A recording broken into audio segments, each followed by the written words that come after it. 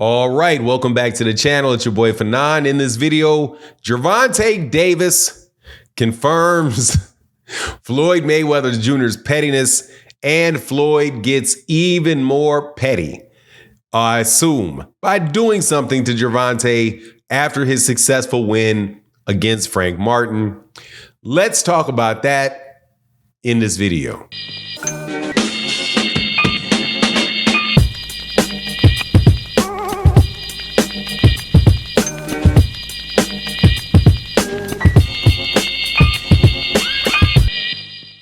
All right, welcome back to the channel. It's your boy Fanon, and in this video, we're going to be in the 100 and sparring tape land,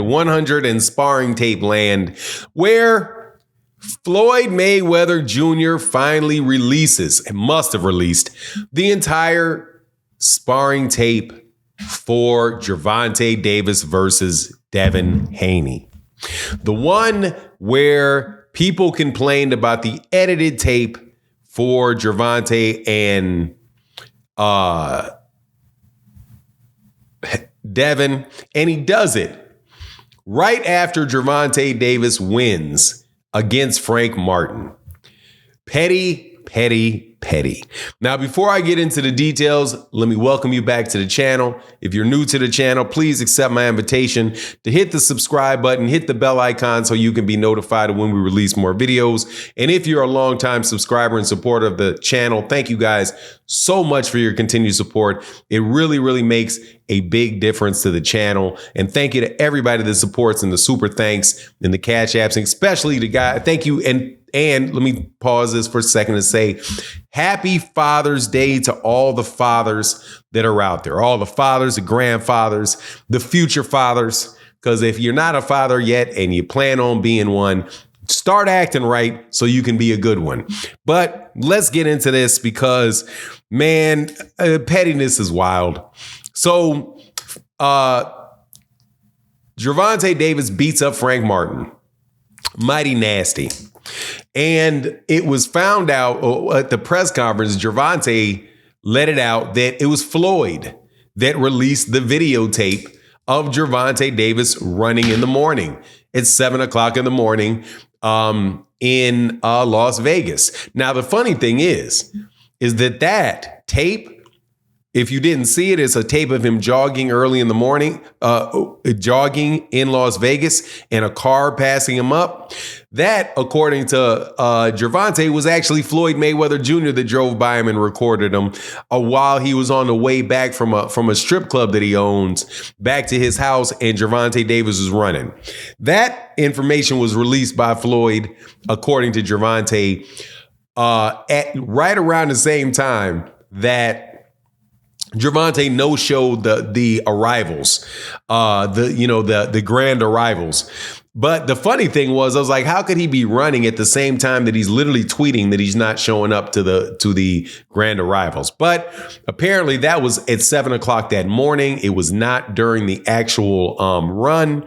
And Gervonta Davis said that Floyd released it, and he was the one that told Frank Martin and was giving Frank Martin inside information on Gervonta Davis. And Gervonta was like, man, it ain't gonna make no difference that he's getting this information. So, yeah. And it wound up not making any difference whatsoever. But to wake up this morning, and I've skimmed over the sparring tape over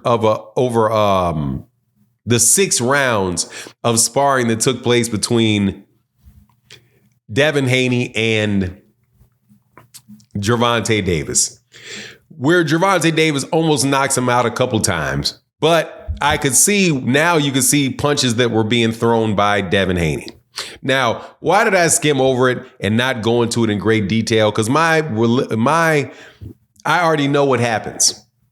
They say that Devin Haney got the best of him. Nothing really big happened. Devin never hurt Gervonta. But in the later rounds, after Gervonta Davis tired down, Devin Haney got the better of him. Now watch this. That's 6 rounds, right? Go back to the fight that took place last night between Gervonta Davis and Frank Martin. How's that fight going after 6 rounds? How would many people have that fight scored after 6 rounds? especially if if Frank was wearing headgear and they had really big gloves on. How do you think that story would have played out? How did the story play out about Gervonta Davis sparring Frank Martin and Frank Martin cracking him, hurting him, right? And then, and getting the best of him in sparring. The story that was told by Frank Martin's former trainer. Then how did the actual fight turn out? See, that's not going to make any difference because Gervonta Davis just knocked out Frank Martin. In a real fight where Gervonta Davis was in shape, not a sparring match where Gervonta Davis had already gone a bunch of rounds and Frank was fresh, not a sparring match where a fight with real 8-ounce gloves on and not 16-ounce gloves like I assume that those guys were sparring in. Frank and Tank were sparring in. Same thing with Devin Haney. And please note that Devin Haney got beat by Ryan Garcia. And now people are going to say, but he cheated. Okay. Was the cheating just question why Ryan Garcia hit him with a jab and then a left hook in the same, like a 2-punch combination that rocked him with the same hand? A jab hook combination. Both of them landed dead flush. Is that the reason why he got wobbled and he got hurt? So Gervonta Davis Devin Haney could have made and done whatever he wanted to do in sparring. The question is what is going to actually happen in a fight if they fight. And hopefully we'll get to see that. I will tell you, though, that 140-pound landscape really took a hit last night. Ooh, it took a hit last night. Gary Antoine Russell lost to a very good Alberto Puello. I knew that Alberto Puello had a chance to win that fight.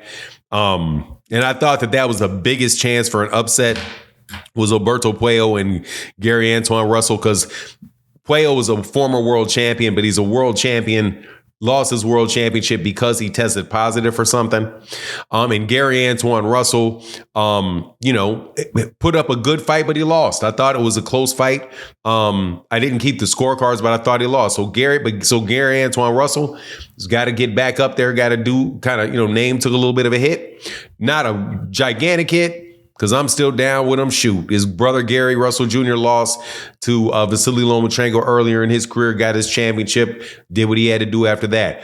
But also, Subriel Matias got beat by Liam Paro, the Australian Liam Paro. So you have Subriel Matias that lost. And you have Devin Haney who lost, even though Devin Haney, kept his belt, he lost.